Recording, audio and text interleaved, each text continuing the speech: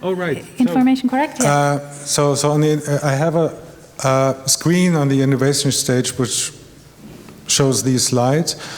And so actually Parsival AI is a website. So if you go to the internet and type in parsival.ai, it brings you to a presentation where you can get a lot of stuff which is part of the research to this project. And yeah. Great. We're going to make sure that everybody sees it. Thank you. Next person on the program is Patrick Tomelitsch. He is one of the very young and very promising entrepreneurs, very accomplished already in many different realms of Austria. He's only 30 years old, but he has been mixing up the scene very much already with his companies, one of which is called Oroundo. Oroundo is a mobile platform for artists and cultural organizations, as well as touristic organizations, institutions, that create unique experiences for their clients, visitors, and followers. And he is basing a lot of that, the processes on blockchain and trying to answer many interesting questions that arise from the culture and media realm. So, Patrick, thank you.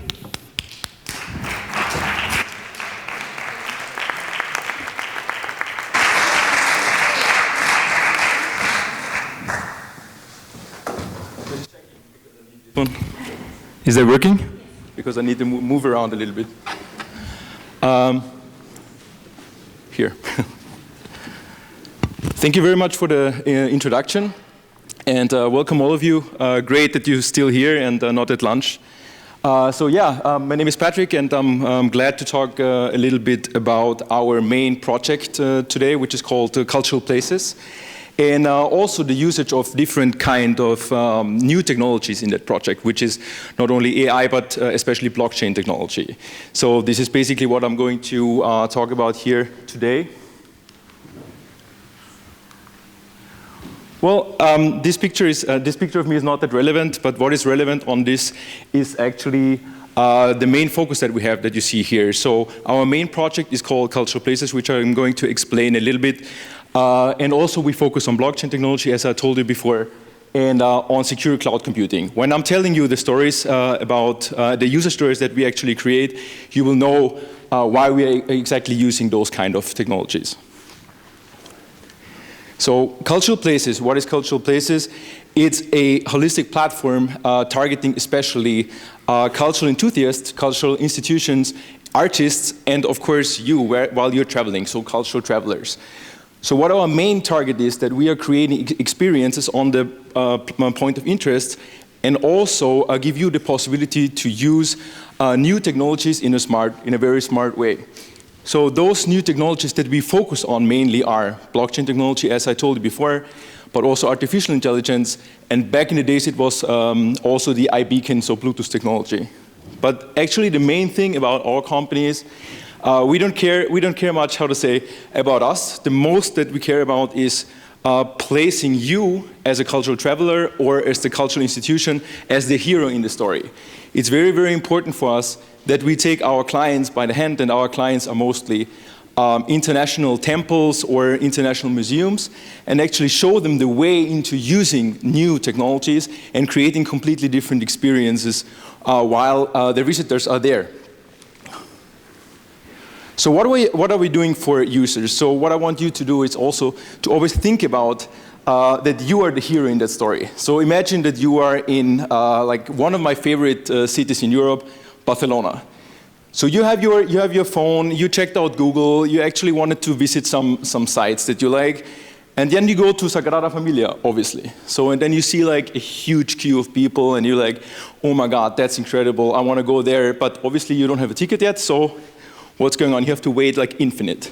So we create that experience a little bit differently. What we do is, you go there, you see the queue, and then actually our platform or our software is talking to you and saying, look, Patrick, this is the queue here, but we have a time slot at 2, for example. Do you want to buy a tamper-proof ticket right now and come back later? So it's 90 minutes to go, and in these 90 minutes, you can do the following things. You're interested in let's say, street art. And there is a great exhibition from a local artist on street art. It's only 5 minutes away walking. So I put some favorite music that you like, and you just go there. You can check out her art before. Maybe you also want to buy some. So we checked out that you like to listen to German Schlager recently, for example. I put like a Helene Fischer song on you for you, and you just walk there, right? You can replace the music with like everything that you like, and I'm sorry for that, actually.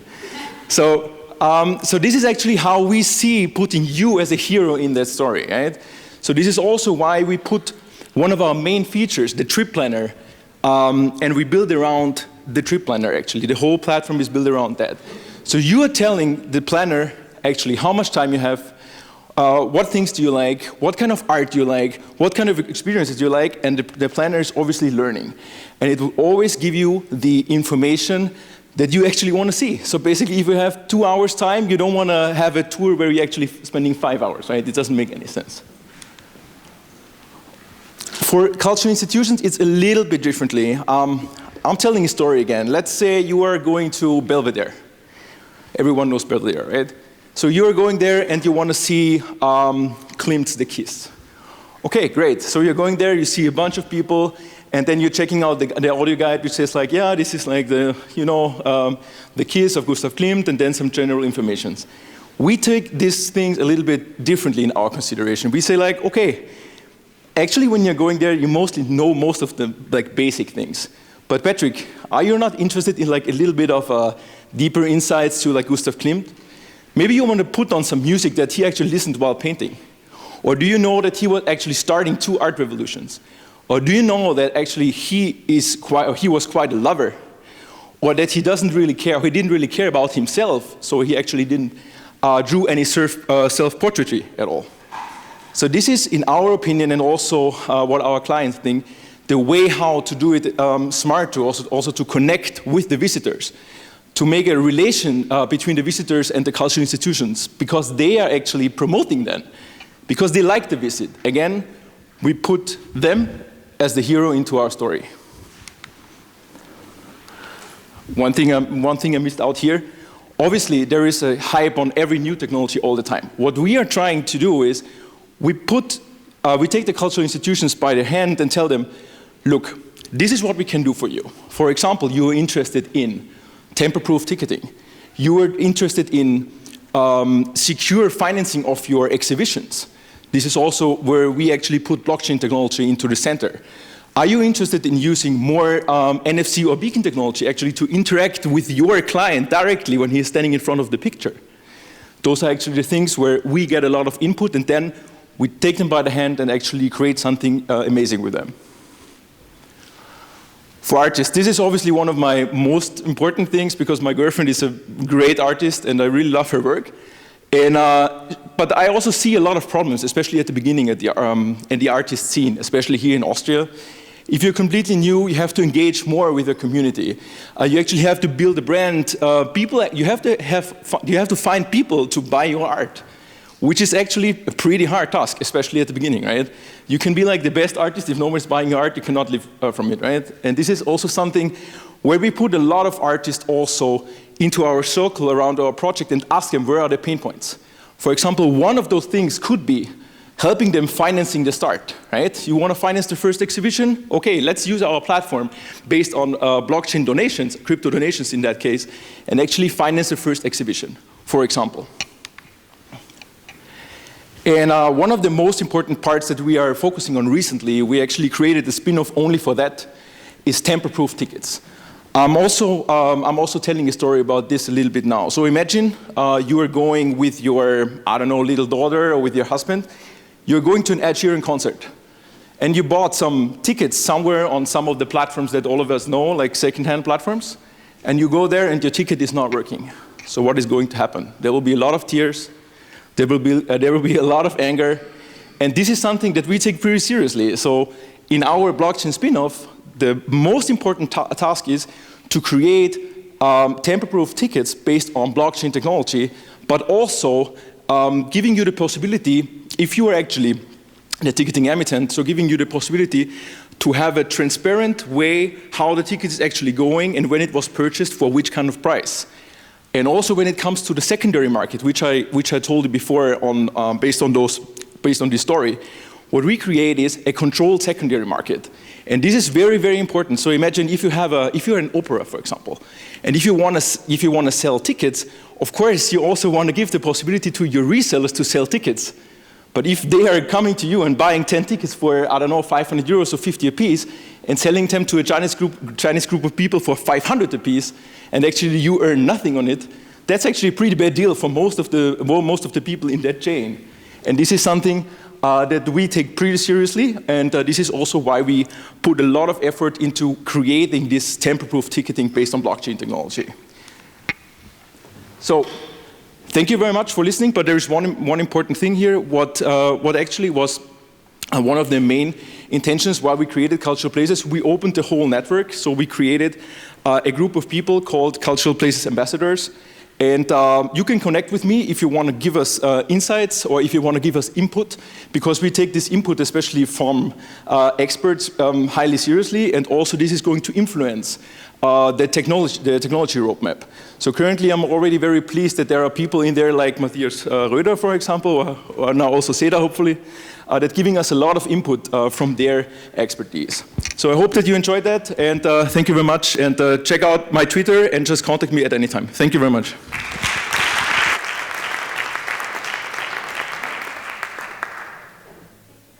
Patrick. Is there any question to Patrick before we leave him, let him go? We will be well, thank you, Patrick. Okay, thank you. Excellent. Given the time constraints, I'm not going to open up a new discussion. The next person I would like to call on stage is Holm Keller. Holm is... he has done many things, but probably right now, most importantly, he is the head of the Kenupfoundation, which is a non-profit organization that enables Europe-wide innovation collaborations. And he has been the executive vice president of university development and innovation at Leuphana University at Lüneburg, which he made to one of Germany's leading universities during his time there.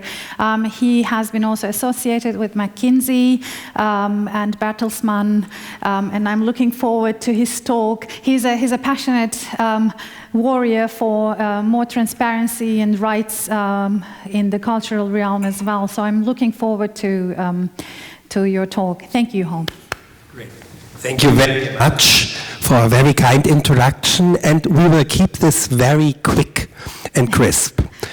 What we are going to talk about is a European opportunity and a European opportunity for artists. Do you have a... Oh, that doesn't look too smart. Can we have single slides, possibly?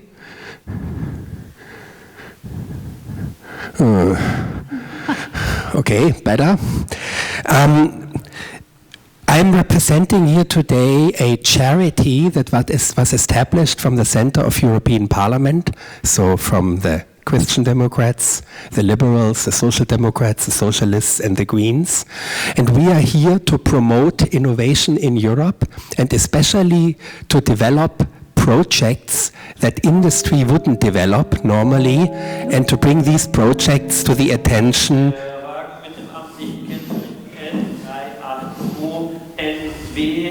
Bitte dringend den Wagen wegfahren. Der Wagen mit dem Kennzeichen L382NW, bitte dringend den Wagen wegfahren. So, jetzt bin ich gespannt, ob jemand aufsteht. Jawohl. Nein.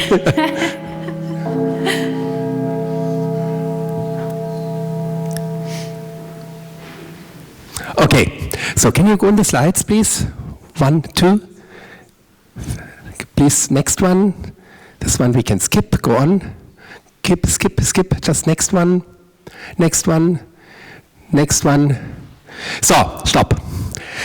What we are trying to do here is really simple. We are aiming to create a public repository of truth on the ownership of rights as they are digitally exploited. So this is something you would say that GEMA, GVL and all their colleagues across Europe do very well. They indeed do so. They indeed do so for anything that is not digital. And they do have a massive problem with the 1 to 2 billion streams on Spotify, Deezer, SoundCloud, and the like, where simply, first of all, the information on the actual ownership is not available. And secondly, if it was available, the processing capability is simply not there to be sure that each and every rights owner is appropriately and quickly paid.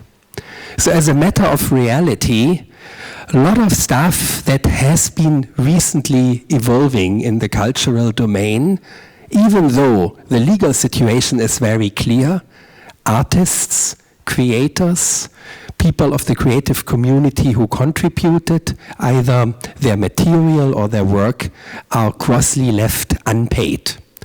So we have a huge divide between a very clear legislative and executive situation, very clear European values, and a reality where politics and administration doesn't seem to understand what on earth is going on out there in the creative space.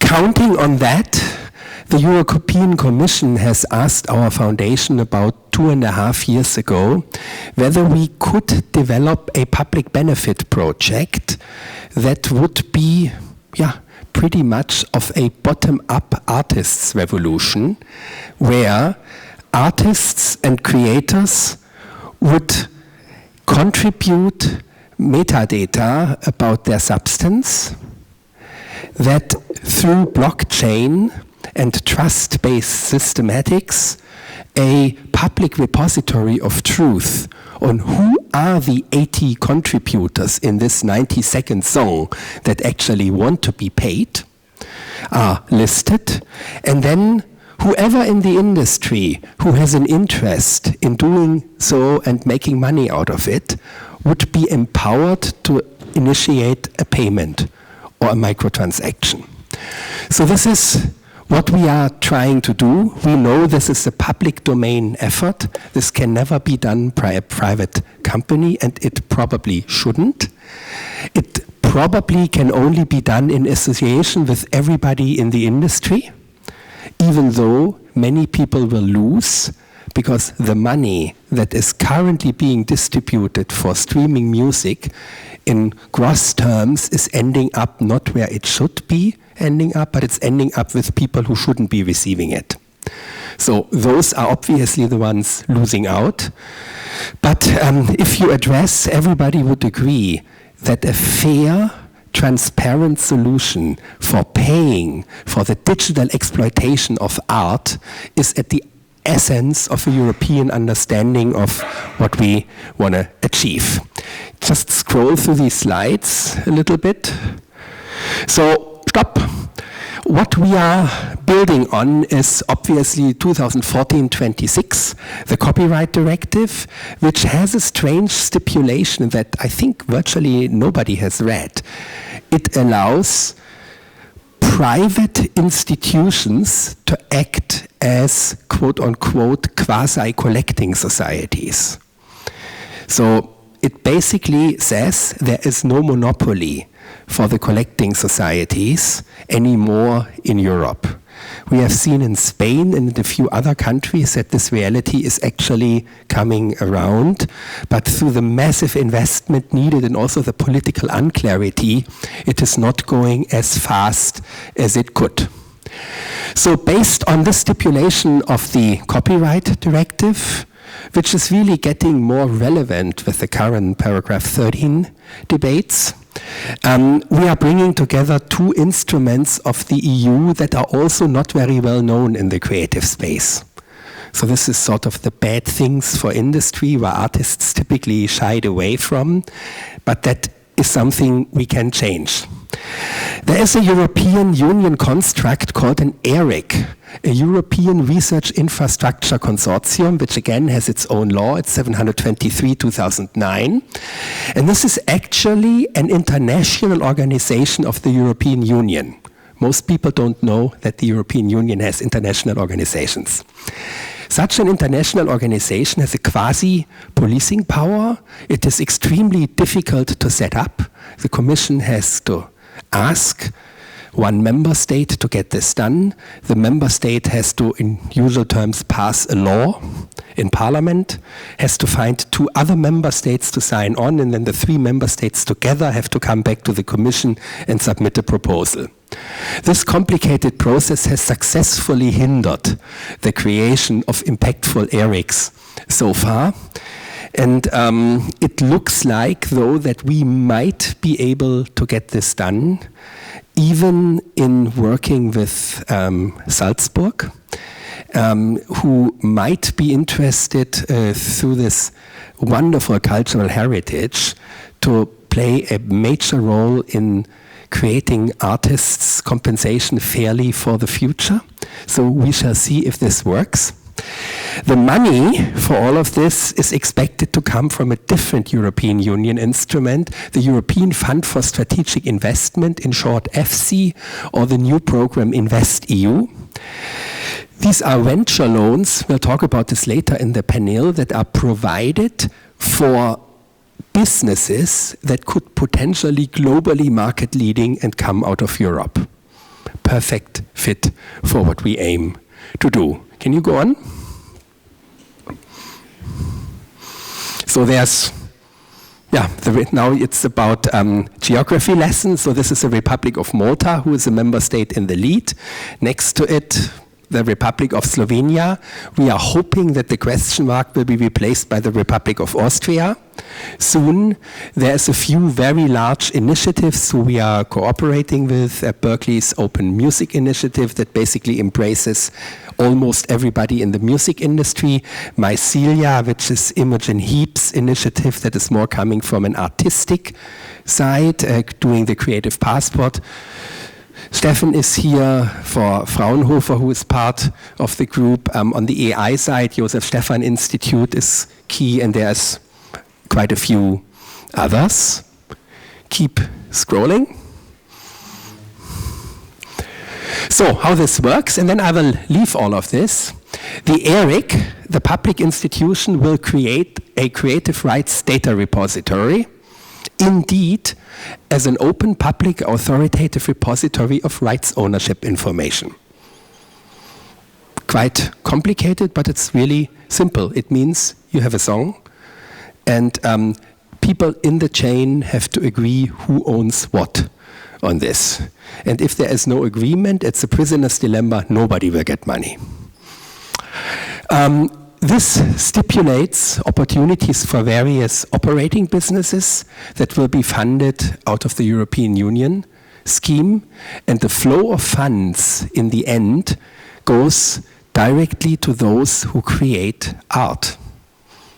So what we are trying to do here is establish a system that would complement the excellent work that GEMA, GVL and the like do in the less digital domain than streaming, and we are trying to embrace European Union values on diversity and actually fair compensation for artists. You'll hear more from us, and I try to catch up a little bit of the time. Thank you.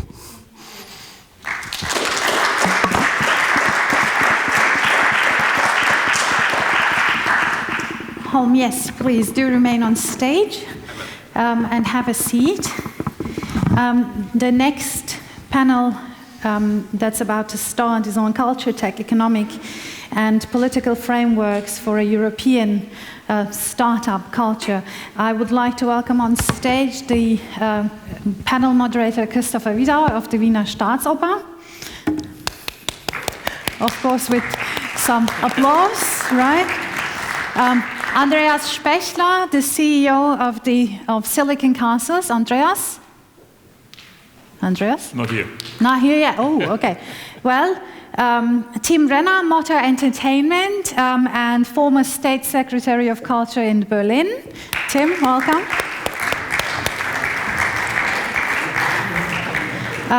And Lukas, Crepaz, excellent, you're here.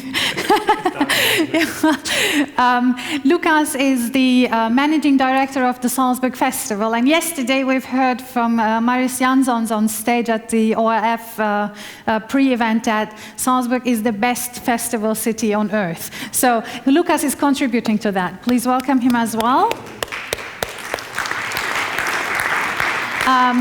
So what do we do now? Andreas is not there yet. Please have a seat. And we will start the discussion. And when he comes, he's going to sit at the most striking chair on stage. So, Christopher, thank you. Stage is yours. Hi. Good day. Not good morning.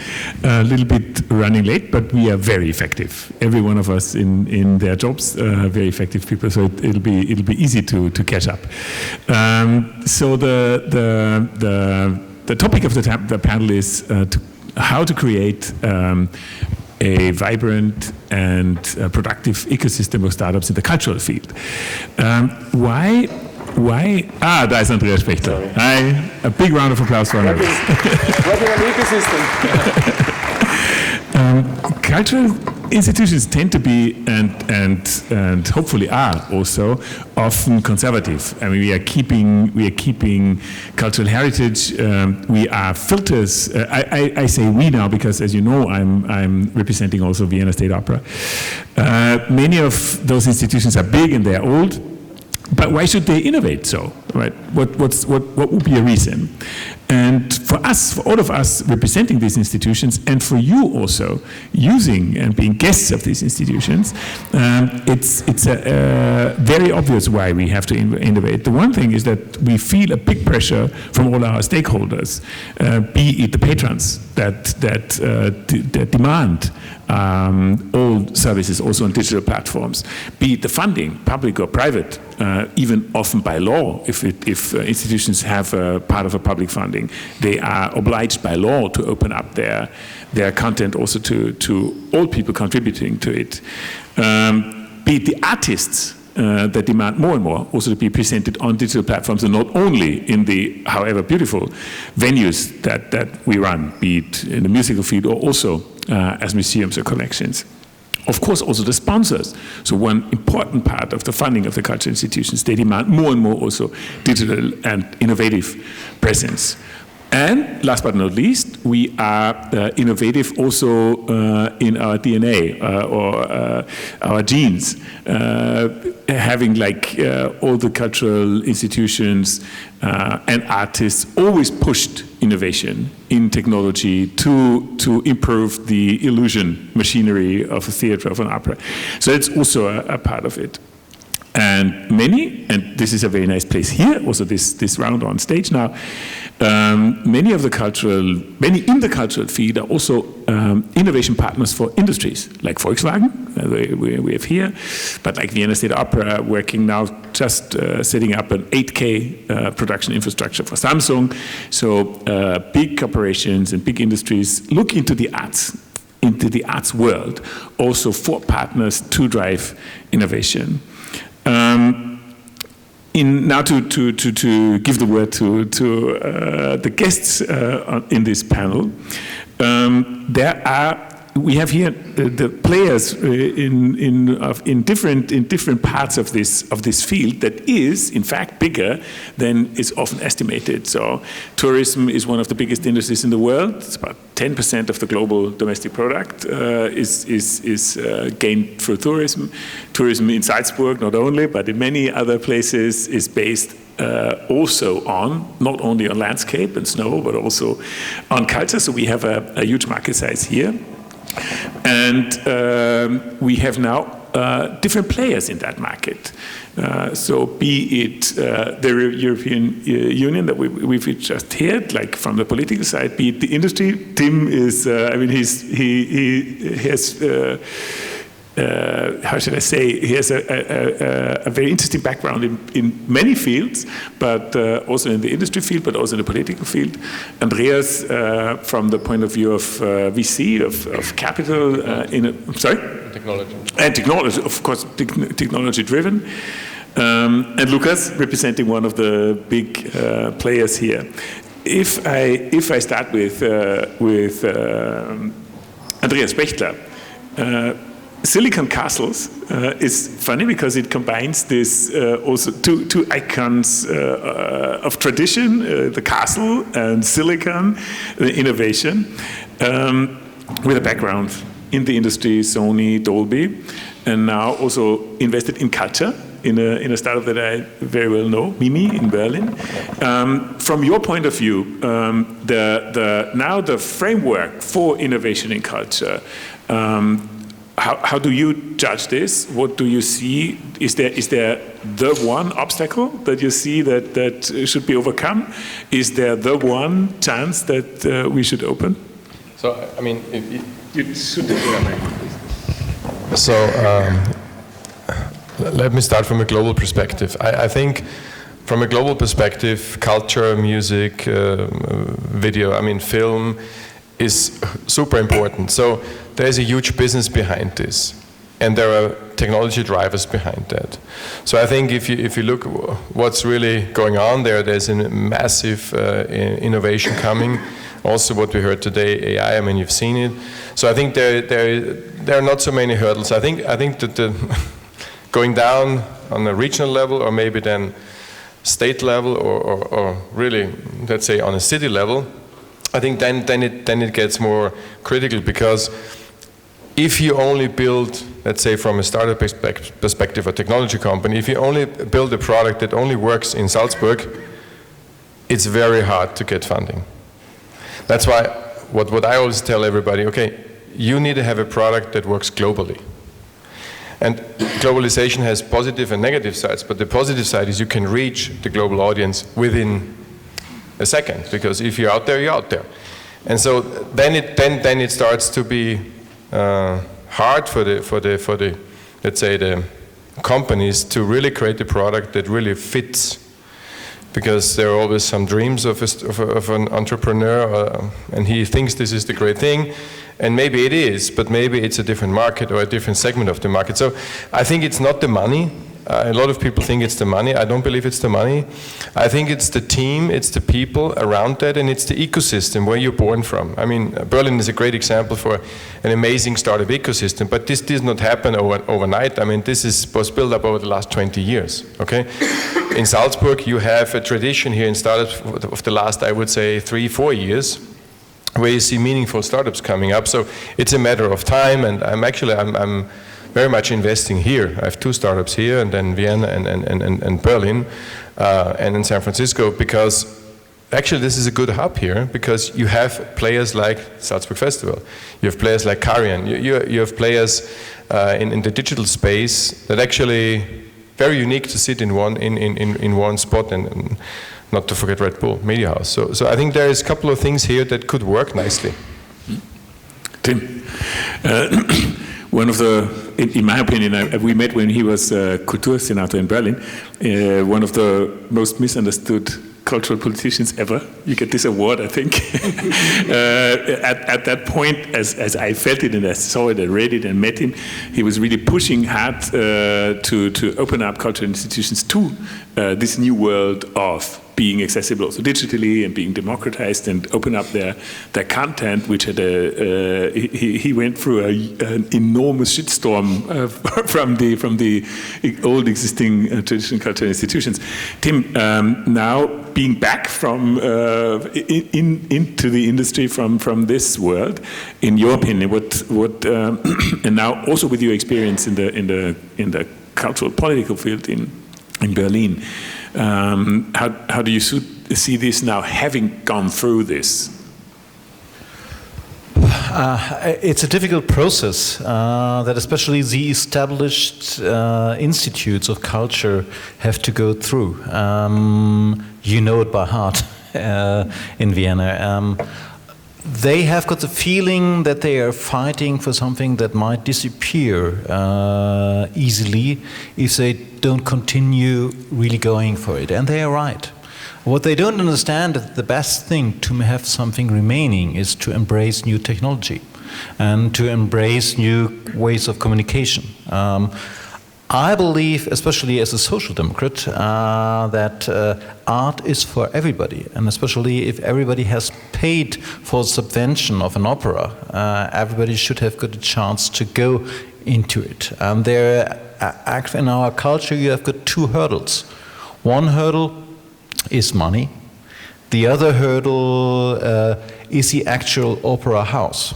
So respect, the kind of what will happen in there, do I have got the right clothing, or simply I'm disabled, or simply I'm at the wrong place, I'm not in Vienna, I'm somewhere on the countryside. So that's why we started this massive initiative that we said, like, whatever you do in Berlin as a cultural institution, don't expect us to grow your budget for next year if not a digital strategy goes along. We want you museums to team and to actually not only to digitize the works that you have got for science, but for people. Whatever you have digitized and is paid by the public has to be seen by the public. So open up. That was the first shitstorm. And the second one was like, we want to achieve that every theater play, every opera that's that is based on subvention is be able to be consumed free for everybody. Plus, we want to encourage you to test out new technology like VR. And we did that with two houses. One was Maxim Gorki, more innovative Berlin theater. The other one, the most innovative Berlin opera, Komische Oper. And we did a really, really simple thing, which was already encouraging by Israeli guy, Mr. Rowan. He invented technology simply to record 180 degrees. Pretty simple. So you take your Google Cardboard, you place in your cell phone, and you feel like you sit actually in the opera on theater, because you look, wherever you look, the camera follows you. We tested this on school kids. So normally school kids are not too excited if you tell them to go to an opera or to a classical theater place. But we really had got problems in our test because these school kids, out of health reason, should stop after 15 minutes. After 15 minutes, looking so closely, you start to feel dizzy.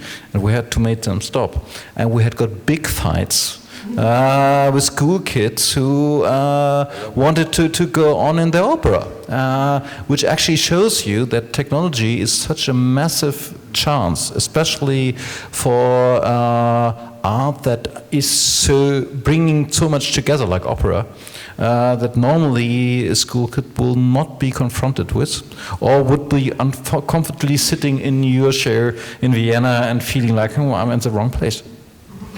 So at that time, I don't think that this has continued in the speed and the scope that you intended when you kicked it off, but still it's continuing. So this is a process also in Berlin that cannot be stopped by less political support. Lukas, as representative of a festival, which is more or less by definition a place where people come together to celebrate something together or to enjoy something together.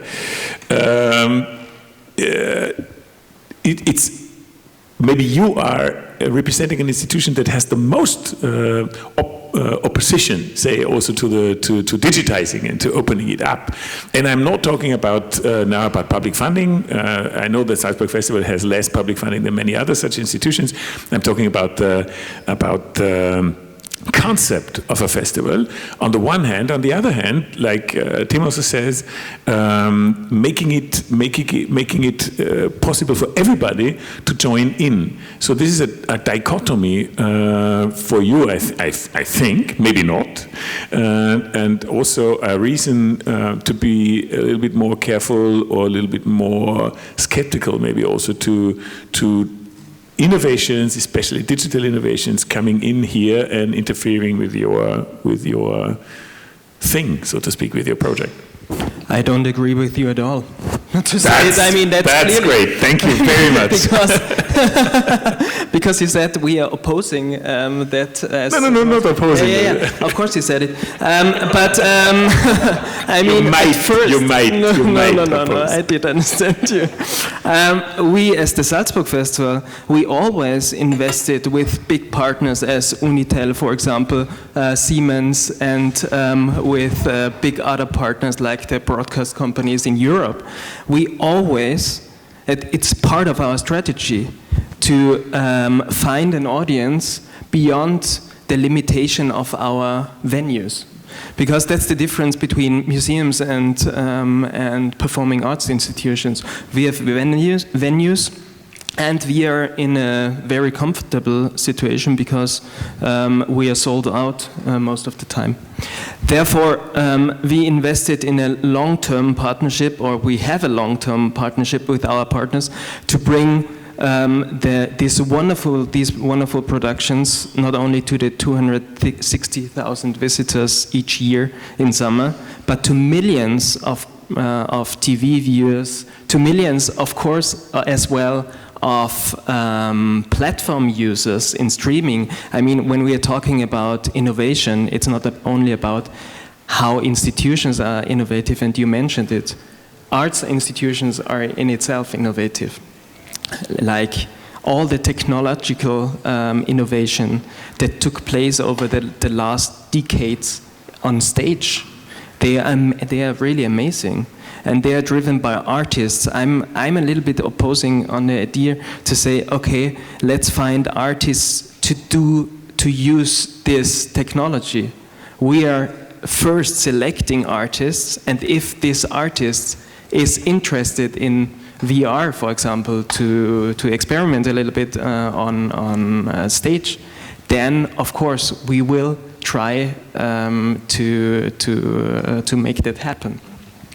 But I think the point where we are really opposing, where we don't agree, is if every arts institution has to have its own platform, as you do, because I don't believe in that at all. If we, each of us is a consumer yourself with streaming platforms, and the way we behave is we want the platform where we have full content. I'm not going to pay for 5 different opera houses where I want to see that streaming, that streaming, that streaming, that streaming. And, you know, to be a little bit more sharp, the way that I don't believe is that arts institution will make big money with those new technologies, and that's what I really don't believe at all. Holm is already nervous on his seat. No. And coming in with a remark. Holm, go ahead. I think the key issue, you started on that, you alluded to it, is the tech space is not good for government. Government is a very poor owner for technological systems, and especially is a worst long-term operator of those systems. You might be able with a grant to get something cool off, but it'll absolutely certainly be outdated, dead, and sort of surpassing below any potential audience expectation. So the key problem you have in all of this debate is, how do you bring different financing in than grants, and how do you orchestrate the space so that actually not only artists but also artistic enablers like opera houses or the like can be innovative? And what we are doing is we are trying to bring European Union funding from the European Fund for Strategic Investment into areas where Europe could be potentially or is globally market leading. We started with the intent of doing that in the arts domain. We are doing 150 million a year, this year probably 400 to 500 million. Nil of this is in the arts domain. It's all in biotech, and we are now starting with blockchain and the like, but outside the artistic domain. And the reason is the adverse reaction artistic institutions have to entrepreneurs and to private sector. And this is something, if we indeed want to systematically innovate, the same way that the theater system in London has been innovative, or the theater system in continental Europe has been extremely innovative before democratic governments, rightfully so, took it over as a system, we need to build an entrepreneurial structure for these tech-based innovations, and Europe is here to actually support. The European Fund for Strategic Investment, Innovate Europe, and all of those are actively seeking for funding proposals and for opportunities for the public and the private to invest in this domain. And I found it very frustrating that we are having these meta discussions about but very unusual in an artistic domain. There is a ton of money. There is still, what was it yesterday, 14 billion sitting in FC untapped. And people are complaining that the sponsor of 50K is dropping off. Sorry. No, not at all. Thank you very much. So, to open it up a little bit more into different fields of innovation, because it's not only the more traditional, like we are doing, also media exploitation and content creation and democratization of content by putting it on or out on platforms or websites or through Google Arts or whatever, but also innovation that takes place within more within the industry, not only on the content side of it. So, for example, in Vienna State Opera, we now are looking at digitizing the sheet music. So something that is now already disrupting a lot of our workflows and our, for example, also our relationship to publishers and all that kind of thing. So I think that what Holm said points into a direction. Also, what you say, and certainly connecting to Andreas, is that in order to be open for innovation, the cultural institutions more and more have to learn where the pain points and the problems are that could be attacked by innovation or by digital innovation, but innovation at all. So it's also to look into our workflows, into our business models, and to see where are touch points where innovation can help, and how can we then enhance this innovation. And now we really agree. Because that's what you said is only about distribution of content. But there's a huge field in the arts world where you really need innovation, and where we have many pains that we can offer to startups to find solutions for. I mean, I would say, I think you would have a run on many of those theaters and operas if the whole user experience, I talk not about the content, I talk about the user experience of a consumer, how this really works. I mean, if you're in other fields, you get touched already during your purchase process, you get served, I'm fine with the paper ticket, I'm totally okay. And you can print it out maybe at home, it's okay. But this is the only touch point.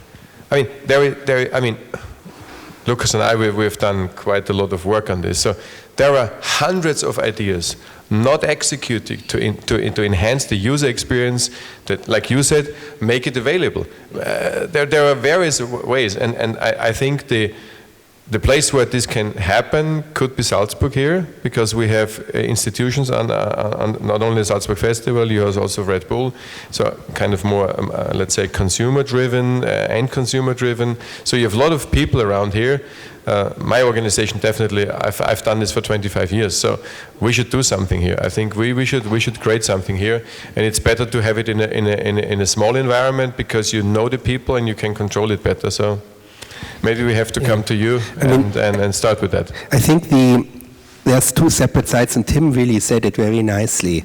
There is no alternative to public funding of the arts. That's one thing.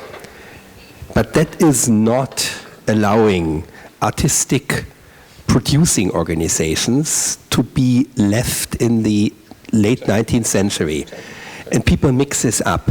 Now the problem is, Salzburg and Vienna are extremely innovative organizations, but there are those who are also sold out all the time, that don't have to move, and that probably don't contribute significantly to moving the public consciousness, the experience, and contributing to the degree that their public funding would suggest they do. So indeed, the way we look at stuff, we listen at stuff, we think about things, and the half value of all those arrangements has so dramatically changed that we need to find a way for structural innovation in art producing and art distributing organization. I mean, that has been a monster issue even for the commercial music industry, and it's still not done. Yeah, it's a project, and an even bigger project we have in organizations like yours, and in the less fortunate ones that don't have the capability to actually always get only the cutting edge best people who will in a way force you to innovate. Tim, is there a learning that you can take out of your experience in politics and before in the industry? There's two things we all have to work on. That's also when I listen to you. It's one key thing is like this kind of, in general, fear from the art side as soon as it gets to commercial, which is highly, it was a lot of, I experienced so often in my life. Not with us, because we have 75% of it's not with us either. And in a way, art is right, because art is not about being commercial, but it has got a commercial impact. And that has to be understood. The wicked thing sort of politicians do when they fight for the art budget is not to point this out, like saying there is a strong commercial impact to this. And people involved in managing arts have to understand this and have to take the chances that they're there for also commercial collaboration on a lot of things, because especially in arts there are all the things that you need in tech, millions of ideas, millions of creative people. That is the key advantage of Berlin. We have got the creative people, and that's what the tech industry is looking for, that they are also directly in art. The second thing is like arts has not everybody, but a big area of arts has no big affinity towards technology, to say it friendly. Take theater. Oh wow, they discovered video in the late 90s. Yep. And they still call themselves progressive directors when they're working with video. They are not. I have got, in my imaginary eye, I can count to 4 if it comes to directors who've ever worked with really online technology in their theater plays. So that is something that is total day-to-day reality to all of us, especially to our kids, and it hasn't found its way into nowadays arts.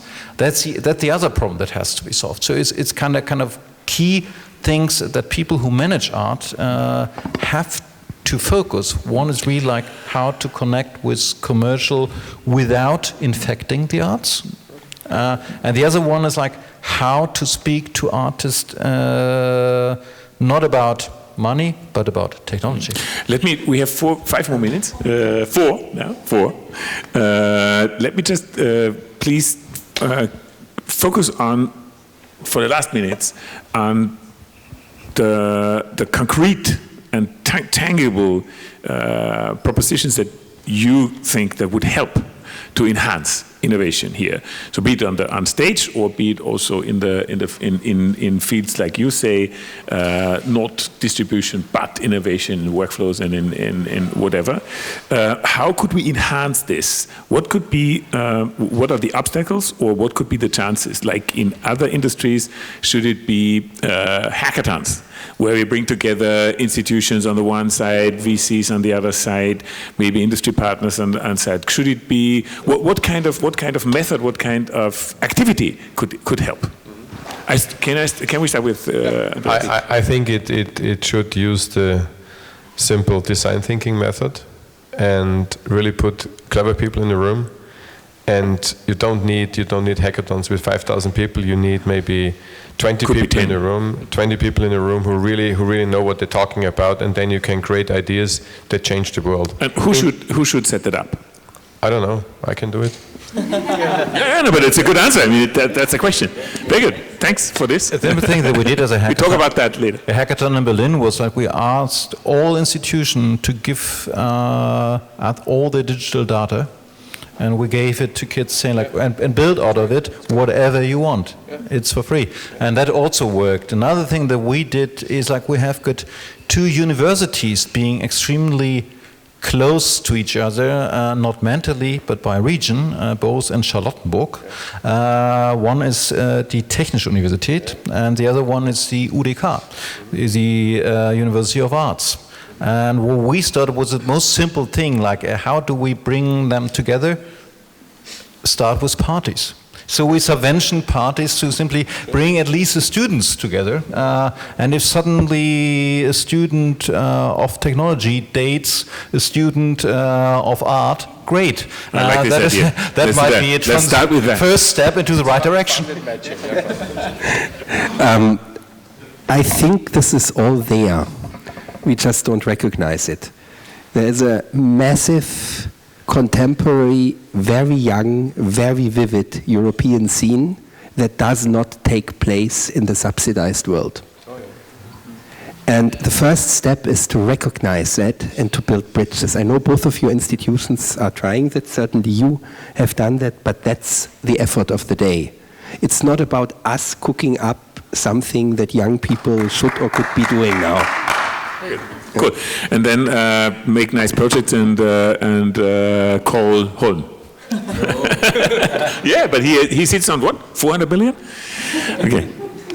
Yeah, I attended to some hackathons. That's always really great because I believe, and that's what I saw at the hackathons, that of course the young tech startups, they don't even know what we are struggling with. And when we are, so it's only by communication that we can talk and discuss, okay, where are interesting problems, interesting pains in our organizations, in our work, in our communication and wherever. We talked a lot about that and already designed a project where we need funding to foster that and to build a community where you can really build innovation. Yeah. So let's party. Thank you very much.